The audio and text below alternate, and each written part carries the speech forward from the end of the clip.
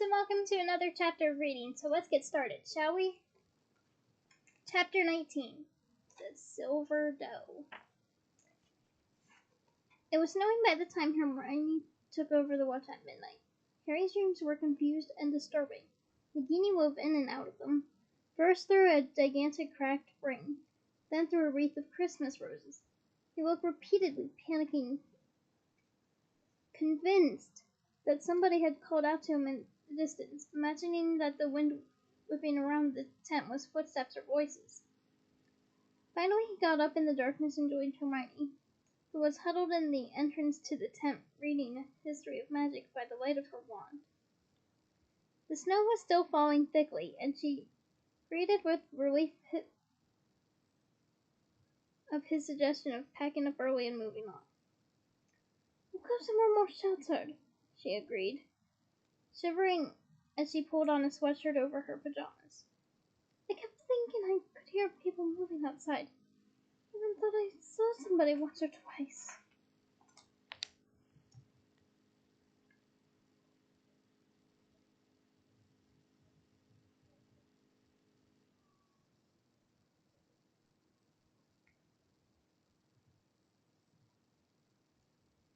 Harry paused in the act of pulling on a jumper and glanced at the silent, motionless sneakoscope on the table. "I'm sure I imagined it," said Hermione, looking nervous. "The snow and the dark, it plays tricks on your eyes. But perhaps we ought to disapparate under the invisibility cloak, just in case." Half an hour later, with the tent packed, Harry wearing the Horcrux. All of these names overlap after so long. But again, why don't you just store it in the bag? And Hermione clutching the beaded bag, they disapparated. The usual tightness engulfed them. Harry's feet parted company with the snowy ground, then swam hard onto what felt like frozen earth covered with leaves. "Where are we?" he asked, peering around at the fresh mass of trees as Hermione opened the beaded bag and began tugging out tentacles. "The Forest of Dean," she said. "I came camping here once with my mom and dad."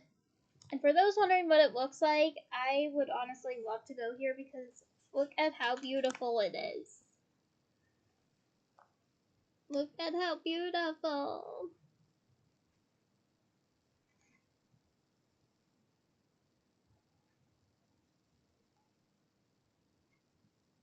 Like, I would love to go there someday. It looks so peaceful, and I just really want to go there sometime, you know? But still, isn't it so pretty? But, moving on before I get distracted in daydreams, as I often do. Snow lay on the trees all around, and it was bitterly cold here, too. But at least they were protected from the wind. They spent most of the day inside the tent, huddled for warmth around the useful bright blue flames that Hermione was so adept at producing, and which could be scooped up and carried around in a jar. Harry felt as though he was recuperating from some brief but severe illness.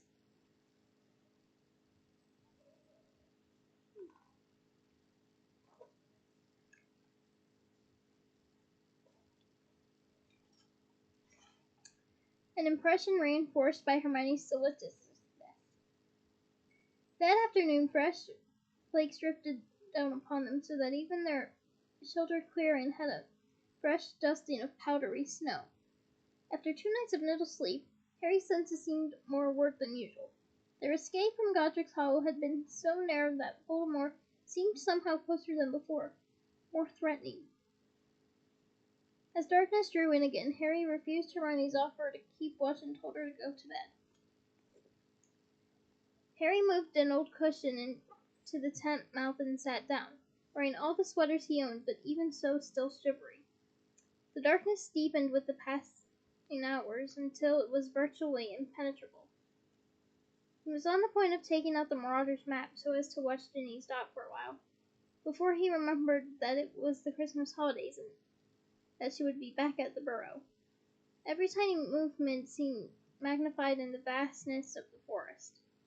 Harry knew that it must be full of living creatures, but he wished they would all remain still and silent so that he could separate their innocent scurryings and prowlings from noises that might proclaim other sinister movements. He remembered the sound of a cloak slithering over dead leaves many years ago, and at once he thought he heard it again before mentally shaking himself. The protective enchantments worked for weeks. Why should they break now? And yet, he couldn't throw off the feeling that something was different tonight.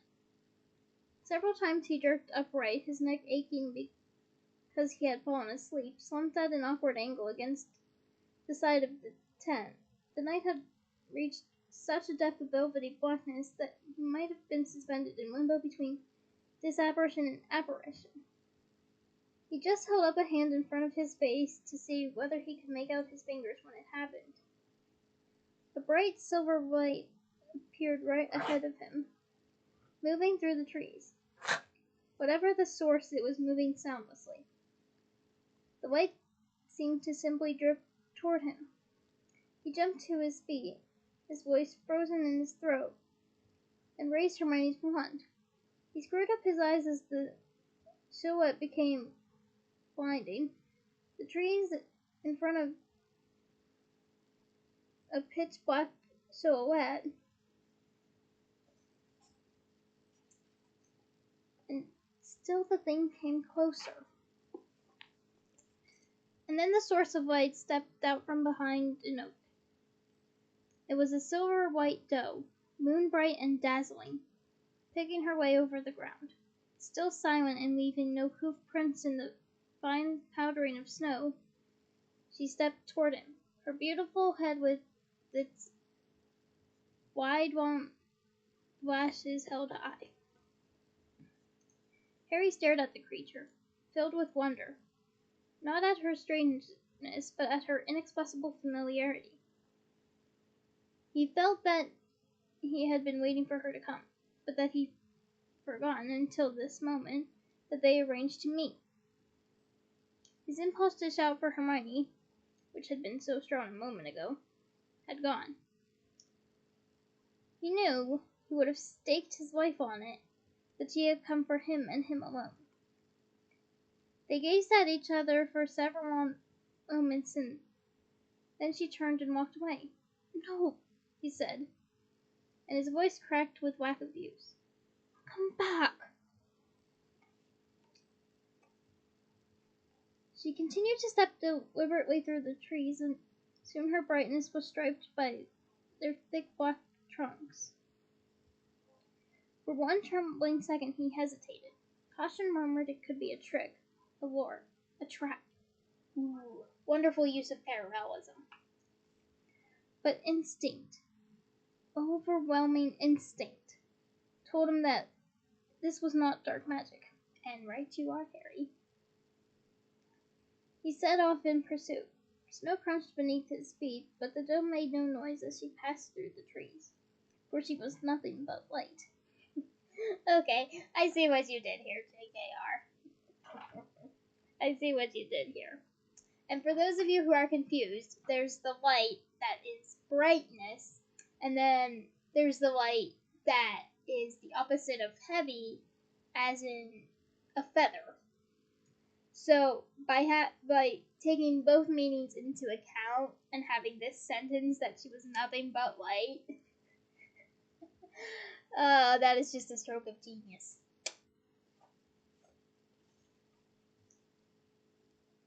Deeper and deeper into the forest she led him, and Harry walked quickly, sure that when she stopped, she would allow him to approach her properly, and then she would speak, and the voice would tell him what he needed to know.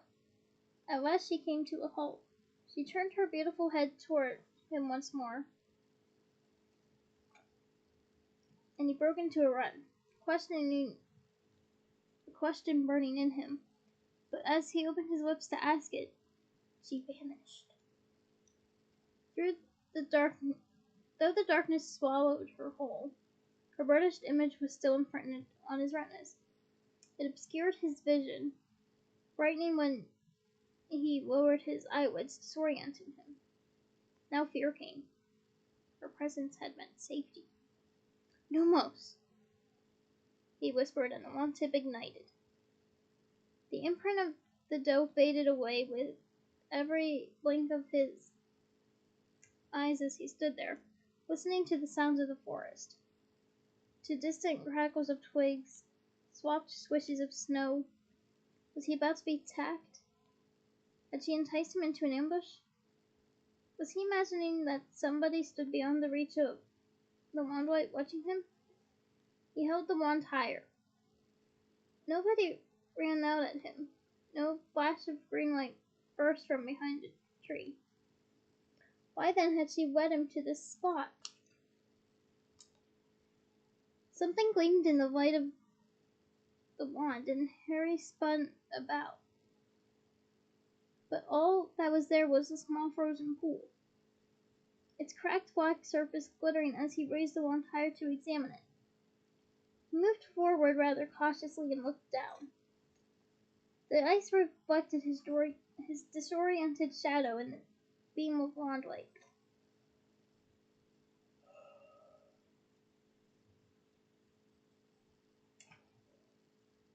But deep below the thick, misty gray carapace, something else glinted.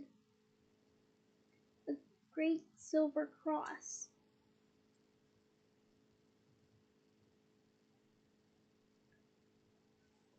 His heart skipped into his mouth.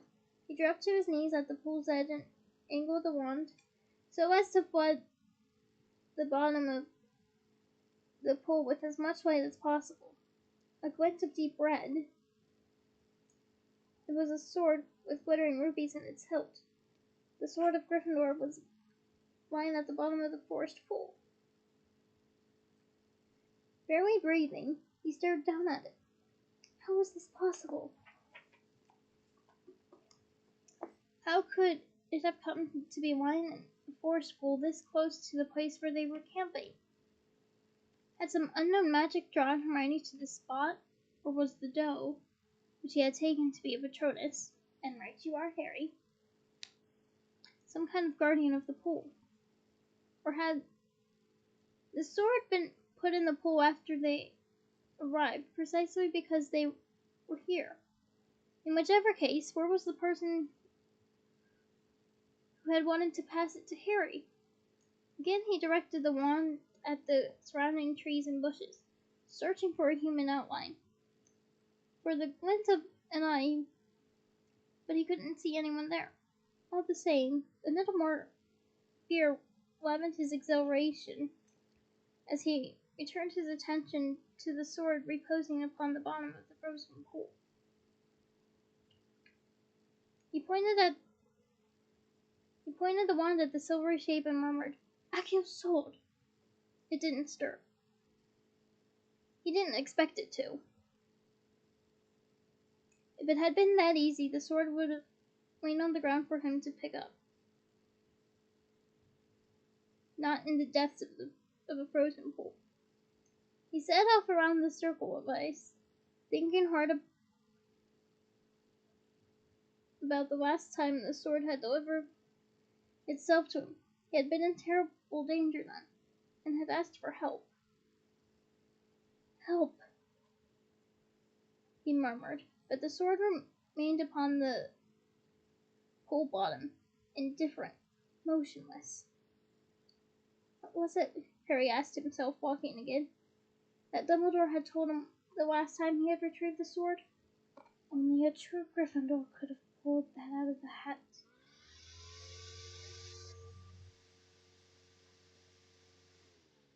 And what were the qualities that defined Gryffindor? The small voice in Harry's head answered him. Their daring nerve and chivalry set Gryffindors apart. And I speak from experience that I am like that. I mean, if my Gryffindor bookmark isn't any indication, I am a Gryffindor. But I love all houses equally, so let me know your house in the comments. I'm curious if there are any fellow Gryffindors listening. Moving on.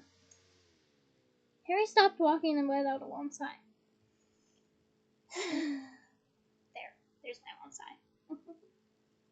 his smoky breath dispersing rapidly upon the frozen air. He knew what he had to do. If he was honest with himself, he thought it might come to this from the moment he spotted the sword through the ice. He glanced around at the surrounding trees again, but was convinced now that nobody was going to attack him. They had their chances. He walked along through the forest, and had plenty of opportunity as he examined the pool. The only reason to delay at this point was because the immediate prospect was so deeply uninviting. With fumbling fingers, Harry started to remove his many layers of clothing. Where chivalry entered into this, he thought ruefully, he wasn't entirely sure. Unless it counted as chivalrous that he wasn't calling for Hermione to do it in his stead. Oh, Harry, that definitely counts in my book. And now hooted somewhere as he stripped off, and he thought with the pain of Hedwig. Oh, hugs for Harry. It's hard to lose someone you love.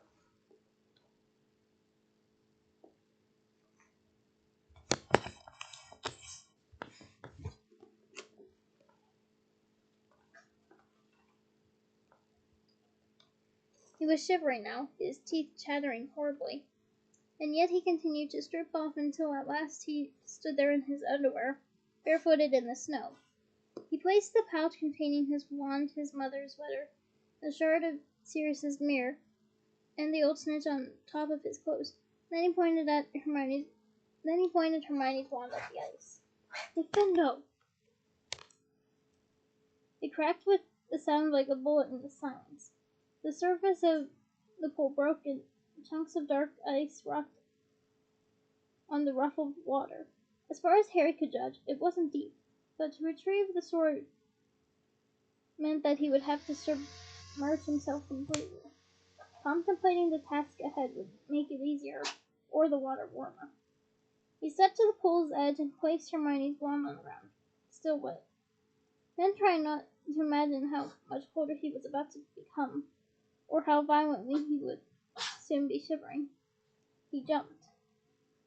Every pore of his body screamed in protest. The very air in his lungs seemed to freeze solid as he was submerged to his shoulders in the frozen water. He could hardly breathe, trembling so violently the water lapped over the edges of the pool. He felt for the blade with his numb feet. He only wanted to die once. Harry put out the moment of total submersion from second to second, gasping and shaking, until he told himself that it must be done. Gathered all his courage, and dived. The cold was agony. It attacked him like fire. His brain itself seemed to have frozen as he pushed through the dark water to the bottom and reached out, groping for the sword. His fingers closed around the hilt, and he pulled it upward. Then something closed tight around his neck. He thought of water weeds, though nothing had brushed against him as he dived, and raised his empty hand to free himself. It wasn't weed. It was the chain of the Horcrux had tightened, and was slowly constricting his windpipe. Harry kicked out wildly, trying to push himself back to the surface, but merely propelled himself into the rocky side of the pool. Thrashing, suffocating, he scrabbled at the strangling chain, his frozen fingers unable to loosen it. And now little lights were popping inside his head, and he was going to drown. There was nothing left, nothing he could do, and the arms that closed around his chest were surely death's. Choking and retching, soaking and colder than he had ever been in his life, he came to face down in the snow. Somewhere close by, another person was panting, coughing, and staggering around. Hermione had come again, as she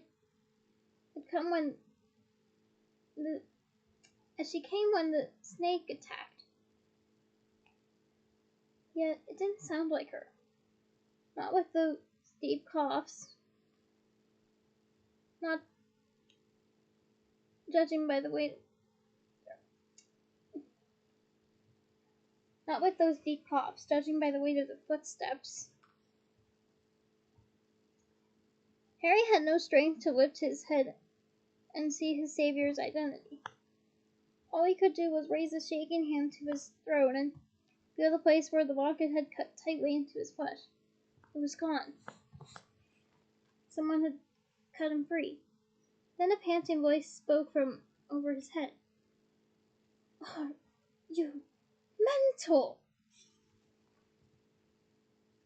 Nothing but the shock of hearing that voice would have given Harry the strength to get up. Shivering violently, he staggered to his feet.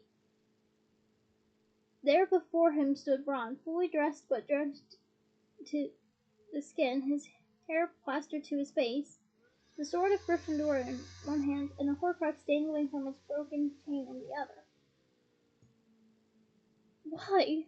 panted Ron, holding up the Horcrux, which swung backward and forward on its shortened chain in some parody of hypnosis. Yes, this is not the Horcrux. I have a replica of a replica somewhere, but I don't know where, so just pretend my moon necklace is the Horcrux, okay?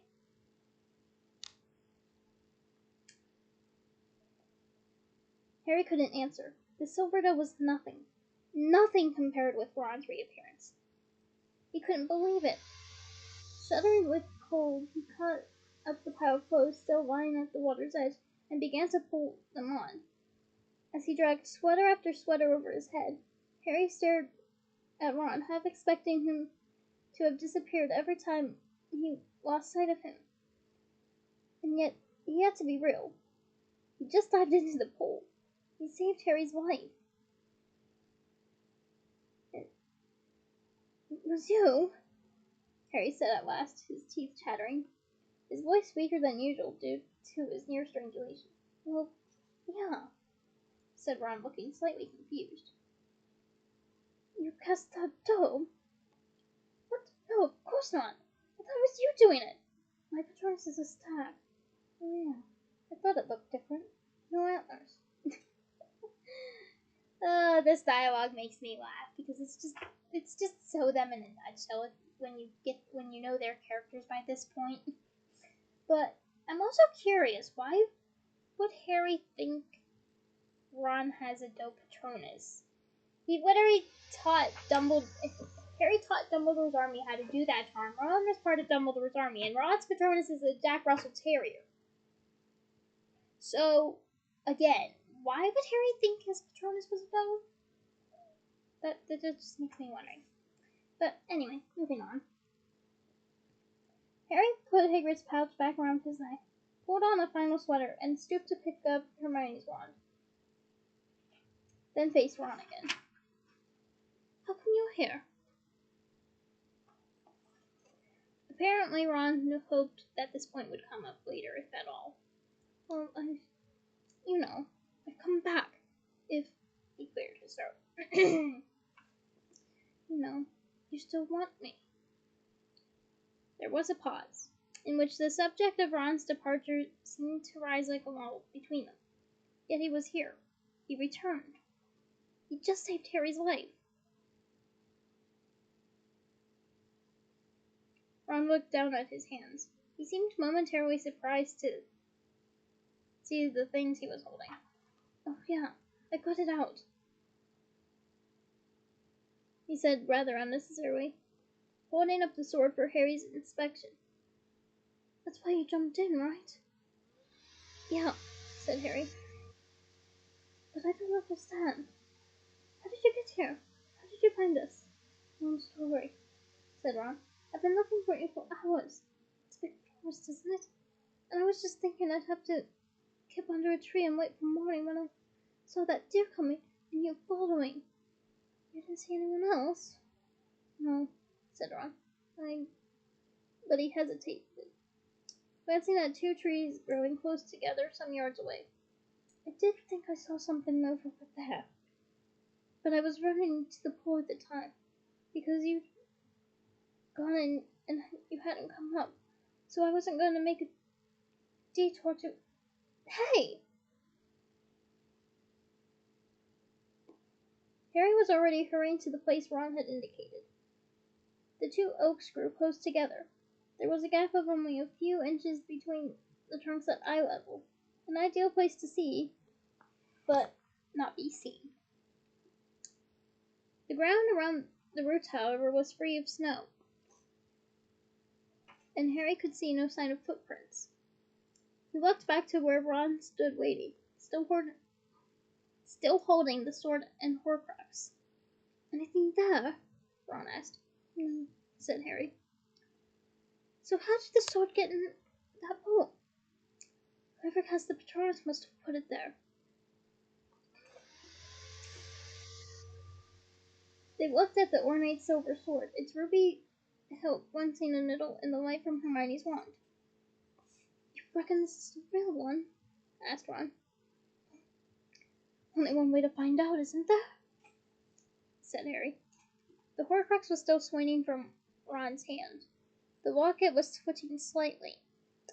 Harry knew that the thing inside it was agitated again.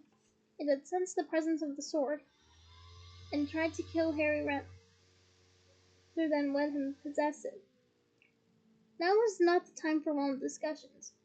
Now was the moment to destroy the locket once and for all.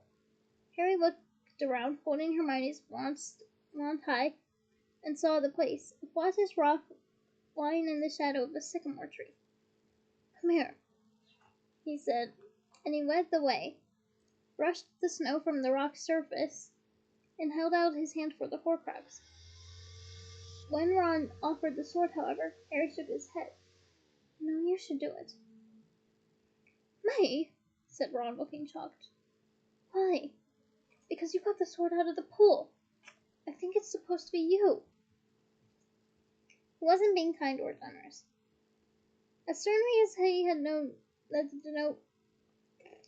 as certainly as he knew that the dough was benign, he knew that Ron had to be the one to wield the sword. Dumbledore had at least taught Harry something about certain kinds of magic, of the incalculable power of certain acts. "I'm going to open it," said Harry, "and you stab it straight away, okay? Because whatever's in there will put up a fight. The bit of riddle in the diary tried to kill me."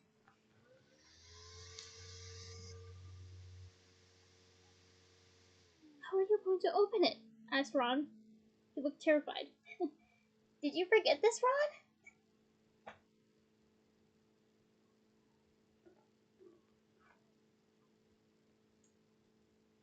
"I'm going to ask it to open using Parseltongue," said Harry. The answer came so readily to his lips that he thought he had always known deep down. Perhaps it had taken his recent encounter with Nagini to make him realize it. He looked at the serpentine S, inlaid with glittering green stones. It was easy to visualize it as a minuscule snake, curled upon the cold rock. "No," said Ron. "No, don't open it. I'm serious." "Why not?" asked Harry. "Let's get rid of this thing. It's been months." "I can't, Harry. I'm serious. You do it." "Why?" "Because the thing's bad for me," said Ron, backing away from the locket on the rock. "I can't handle it. I'm not making excuses, Harry. But what it was like, but it affects me worse than it affected you and Hermione. It made me think stuff. Stuff I was thinking anyway, but it made everything worse. I can't explain it.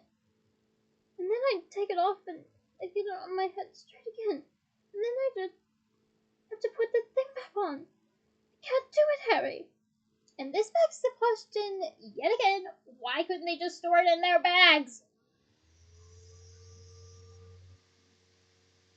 He backed away, the sword dragging at his side, shaking his head. "You can do it," said Harry. "You can. You've just got the sword. I know it's supposed to be you who uses it. Please, just get rid of it, Ron."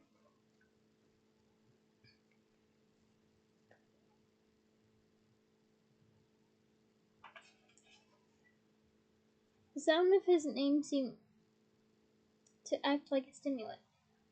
Ron swallowed, then, still breathing hard through his long nose, moved back toward the rock. "Tell me when," he croaked. "On 3, said Harry, looking back down at the locket and naturally narrowing his eyes, concentrating on the letter S, imagining a serpent, while the contents of the locket rattled like a trapped cockroach. It would have been easy to pity it, except that cut around Harry's neck still burned. 1, 2, 3. Open! The last word came as a hiss and a snarl. Well, I tried to do a snarl. And the golden doors of the locket swung wide with a little click. Behind both of the glass windows within the living eye, dark and handsome as Tom Riddle's eyes had been before he turned them scarlet and slit-pupiled. "Stab!" said Harry, holding the locket steady on the rock. Ron raised the sword with his shaking hands. The point dangled over the frantically swiveling eyes, and Harry gripped the locket tightly, bracing himself, already imagining blood pouring from the empty windows. Then a voice hissed out from the Horcrux. "I have seen your heart, and it is mine." "Don't listen to it," Harry said harshly. "Stab it!"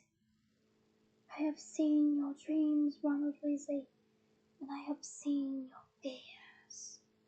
All you desire is possible, but all that you dread is also possible." "Stop!" shouted Harry, his voice echoed off the surrounding trees. The sword's point trembled, and Ron gazed down into Riddle's eyes.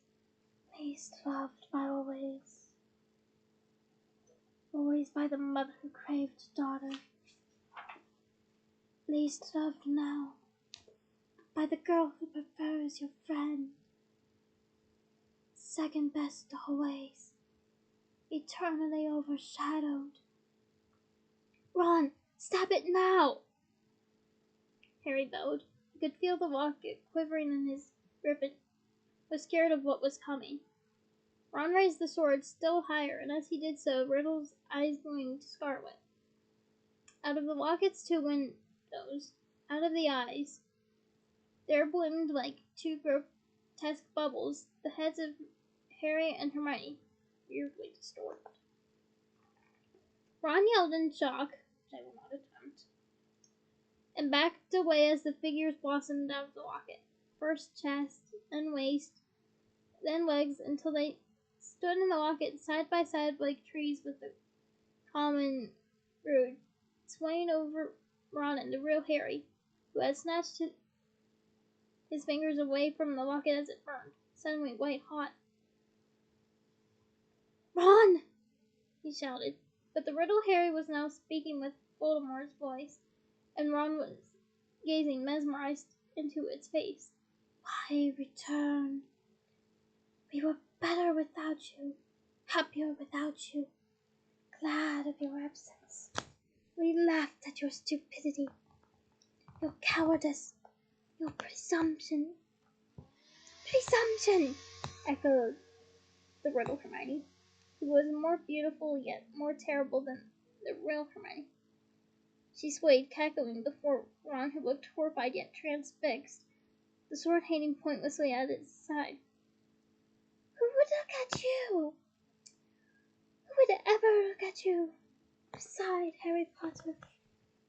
"What have you done, compared with the Chosen One? What are you, compared with the boy who lived?" "Ron, stab it! Stab it!" Harry yelled, but Ron didn't move. His eyes were wide, and the riddle Harry and the riddle Hermione were reflected in them, their hair swirling like flames, their eyes shining red, their voices lifted in an evil duet. "Your mother confessed," sneered riddle Harry, while riddle Hermione jeered. that she would have preferred me as a son. Would be glad to exchange. Who wouldn't prefer him? What woman would take you? You are nothing, nothing, nothing to him, crooned Riddle Hermione, and she stretched like a snake and entwined herself around Riddle Harry, wrapping him in a close embrace. Their lips met. On the ground in front of them, Ron's face filled with anguish. He raised the sword high, his arm shaking. "Do it, Ron!" Harry yelled. Ron looked toward him, and Harry thought he saw a trace of scarlet in his eyes. Ron? The sword flashed, plunged. Harry threw himself out of the way.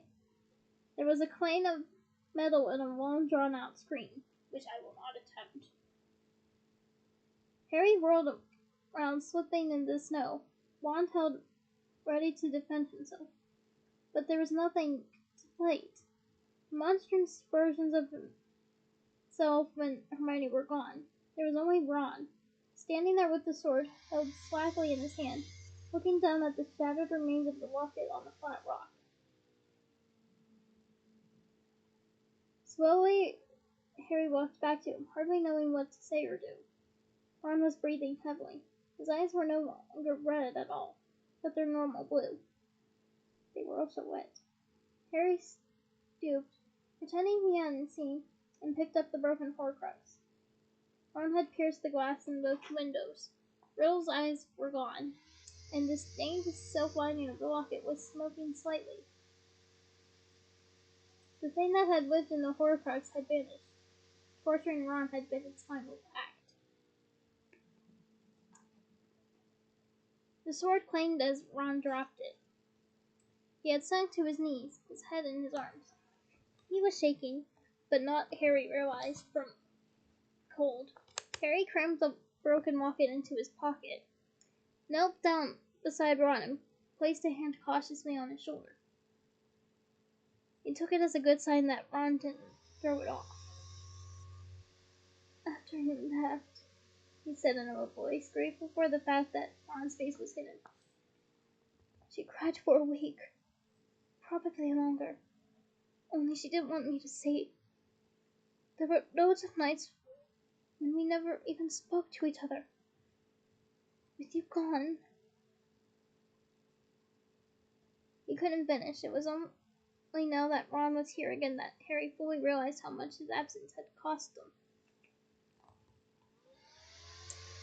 "She's like my sister," he went on. "I love her like a sister, and I reckon she feels the same way about me. It's always been like that. But you knew." Ron didn't respond, but turned his face away from Harry and wiped his nose noisily on his sleeve. Harry got to his feet again and walked to where Ron's enormous rucksack lay yards away, scarred as Ron had run toward the pool to save Harry from drowning.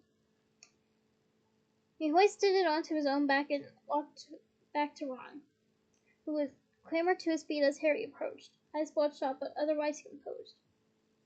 "I'm sorry," he said in a thick voice. "I'm sorry I left. I know it was He looked around at the darkness, as if hoping a bad enough word would swoop down upon him and claim him. You sort of made up for it tonight," said Harry. "Getting the sword, finishing off the Horcrux, saving my life." "It makes me sound a lot cooler than I was," Ron mumbled. "Stuff like that always sounds cooler than it really was," said Harry. "I've been trying to tell you that for years." Simultaneously, they walked forward and hugged, Harry gripping the still sobbing back of Ron's jacket. "And now," said Harry as they broke apart, "all we've got to do is find the tent again." But it wasn't difficult. Though the walk through the dark forest with the doe had seemed lengthy, with Ron by his side, the journey back seemed to take a surprisingly short time. Harry couldn't wait to wake Hermione, and it was with quickening excitement that he entered the tent, Ron wagging a nettle behind him. It was gloriously warm after the fallen forest. The only illumination the bluebell flame was the bluebell flame still shimmering in a bowl on the floor. Hermione was fast asleep, curled up under her blankets, and didn't move until Harry said her name several times. Hermione! She stirred, then sat up quickly, pushing her hair out of her face. What's wrong? Harry? Are you alright? I'm okay. It's okay. Everything's fine. More than fine. I'm great. There's someone here. What do you mean? Who? She saw Ron, who stood there holding the sword and dripping onto the threadbare carpet. Harry backed into a shadowy corner, slipped off Ron's rucksack, and attempted to blend in with the canvas. Hermione slid out of her bunk and moved like a sleepwalker toward Ron, her eyes upon his pale face. She stopped right in front of him, her lips slightly parted, her eyes wide. Ron gave a weak, hopeful smile and half raised his arms. Hermione launched herself forward and started punching every inch of him that she could reach. Help! Help! Help! Hermione! Ow! You! Complete! Arse run of whizzing! She punctuated every word with a blow. Ron backed away, shielding his head as Hermione advanced. You crawl back here after weeks and weeks. What was my want? She looked as though ready to wrestle it out of Harry's hand, and he reacted instinctively. Protego! The invisible shield erupted between Ron and Hermione. The force of it knocked her backward onto the floor. Spitting hair out of her mouth, she wept up again. Hermione, said Harry. Calm! I will not calm down, she screamed. Well, I enunciated because I don't want to hurt my family. Never before had he seen her lose control like this. She looked quite demented. Give me back my wand! Give it back to me! Hermione, will you please? Don't you dare tell me what to do, Harry Potter! She screeched. Don't you dare! Give it back now! And you! She was pointed at Ron in dire accusation. It was like a malediction, and Harry couldn't blame Ron for retreating several steps. I came running after you! I called you! I begged you to come back! I know, Ron said. Hermione, I'm sorry. I'm ready. Oh, you're sorry! She laughed, a high-pitched, out-of-control sound. Ron looked at Harry for help, but Harry merely grimaced his helplessness. You come back after weeks! Weeks! And you think it's going to be alright if you just say sorry?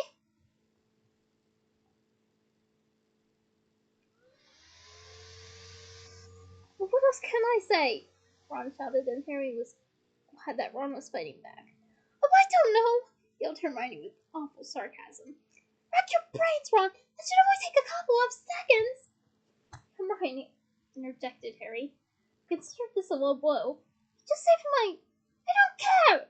She screamed. Again, I enunciated. I don't care what he's done! Weeks after weeks! We could have been dead from you!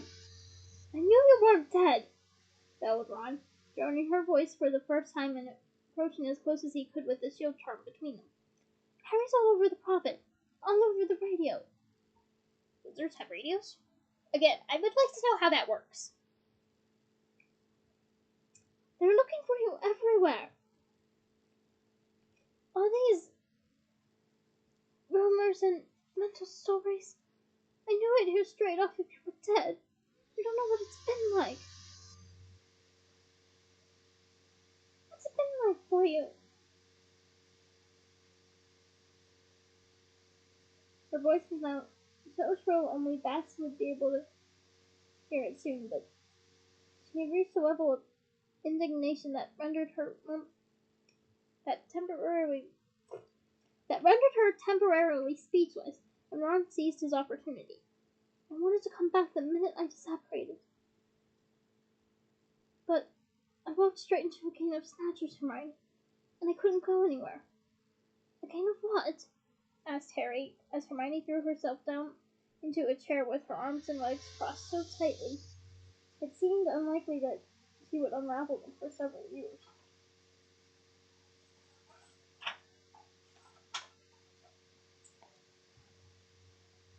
Snatchers, said Ron. They're everywhere. Against trying to earn gold by rounding up muggle-borns and blood traders. There's a reward from the ministry for everyone captured. I was on my own. And I look like I might be school age. They got really excited. Thought I was a muggle-born in hiding. I had to talk fast to get out of being dragged to the ministry. What did you say to them? Told them I was Dan Sunpike. First person I could think of. And they believed that.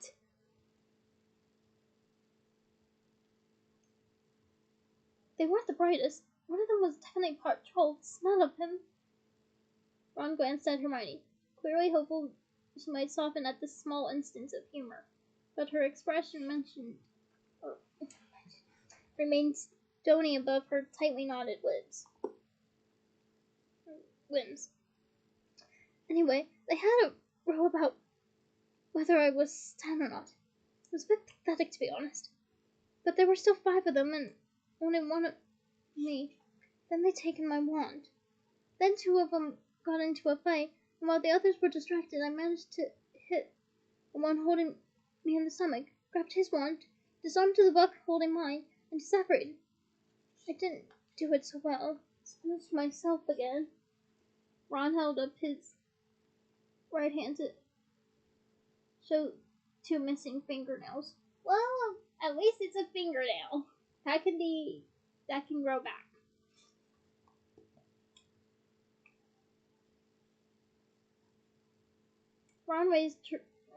Hermione raised her eyebrows coldly. And I came out from miles from where you were. By the time I got back to that bit of riverbank where you'd been, you'd gone. Gosh, what a perfect story. Hermione said in the lofty voice she adopted when wishing to wound. I must have been simply terrified. Meanwhile, we went to Godric's Hollow, and let's think what happened there, Harry. Oh yes, you know who Snake turned up, and nearly killed both of us, and then you know who himself arrived and nearly missed us by about a second. What? Ron said, gaping from her to Harry, but Hermione ignored him. Imagine losing fingernails, Harry. That really puts our sufferings into perspective, doesn't it? Hermione, said Harry quietly, Ron just saved my life. She appeared not to have heard it. One thing I would like to know, though, she said, fixing her eyes on a spot over Ron's head. How exactly did you find us tonight? It's important. Once we know, we'll be able to make sure we're not visited by anyone else we don't want to see. Ron glared at her, then pulled a small silver object from his jeans pocket. This. She had to look at Ron to see what he was showing them. It's an illuminator, she asked, so surprised she forgot to look for the ears. It doesn't just turn the lights on and off, said Ron. I don't know how it works, or why it happened then, not any other time, because I've been wanting to come back ever since I left.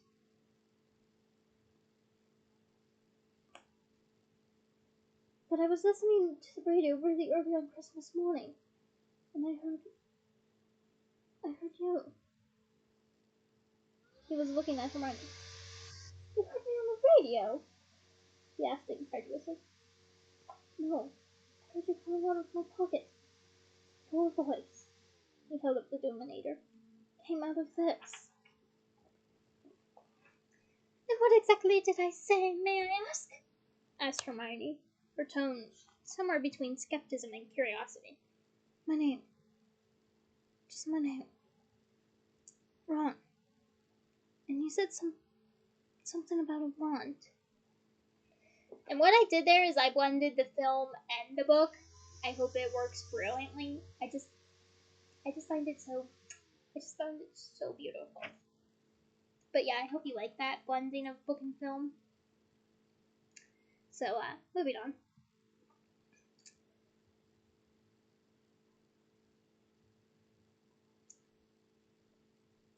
Hermione turned a fiery shade of scarlet. Harry remembered. It had been the first time Ron's name had been said aloud by either of them since the day he had left. Hermione mentioned it when they were talking about Harry's wand. So I took it out, Ron went on, looking at the Deluminator. And it didn't seem different or anything, but I was sure I heard you. So I clicked it, and the light went out of my room, but another light appeared right outside the window. Ron raised his empty hand and pointed it in front of him. His eyes focused on something neither Harry nor Hermione could see. It was a ball of light, kind of pulsing and bluish, like that light you get around a portkey. You know? Yeah, said Harry and Hermione together automatically. I knew this was it, said Ron. I grabbed my stuff and packed it. Then I put on my rucksack and went up into the garden. The little ball of light was hovering there, waiting for me. And when I came out, it popped along a bit, and I followed it behind the shed. Then it went inside me. Sorry? Said Harry, sure he hadn't heard correctly. It sort of floated toward me, said Ron, illustrating the movement with his free index finger. Right to my chest, then it just went straight through. It was here. He touched a point close to his heart.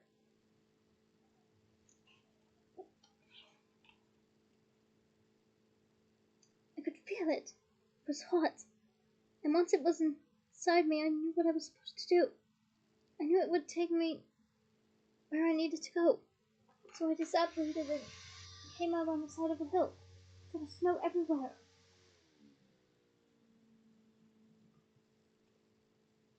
You were there, said Harry. We spent 2 nights there, and the second night I kept thinking I could hear someone moving around in the dark and calling out.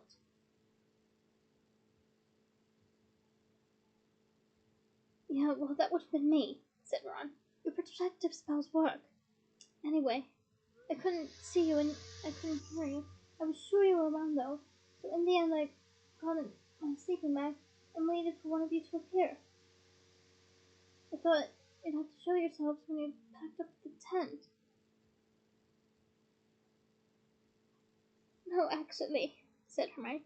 We've been separating under the invisibility code as an extra precaution. We left pretty early because, as Harry says, we'd heard somebody blundering around. Well, I stayed on the hill all day, said Ron. I kept hoping you'd appear. But when it started to get dark, I knew I must have missed you. So I clicked the Deluminator again, and the blue light came out and went inside me. And I disapparated and arrived here in these woods. I still couldn't see you, so I just had to hope one of you would show yourselves in the end. And Harry did. Well, I saw the door first, obviously. You saw the what? Said Hermione sharply. They explained what happened, and as the story of the silver doe and the sword in the pool unfolded, Hermione frowned from one to the other of them, concentrating so hard she forgot to keep her limbs locked together. But it must have been a Patronus, she said. Could you see who was casting? Didn't you see anyone? And it led you to the sword? I can't believe this. Then what happened? Ron explained how he had watched Harry jump into the pool and waited for him to resurface. How he had realized that something was wrong, dived in, and saved Harry, then returned for the sword.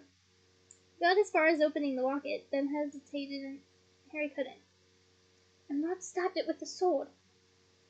And it went, just like that. She whispered. Well, it screamed, said Harry with half a glance at Ron. Here. He threw the locket into her lap, and she picked it up gingerly, then examined its punctured windows. Deciding it was at last safe to do so, Harry removed the sealed charm with a wave of Hermione's wand and turned to Ron.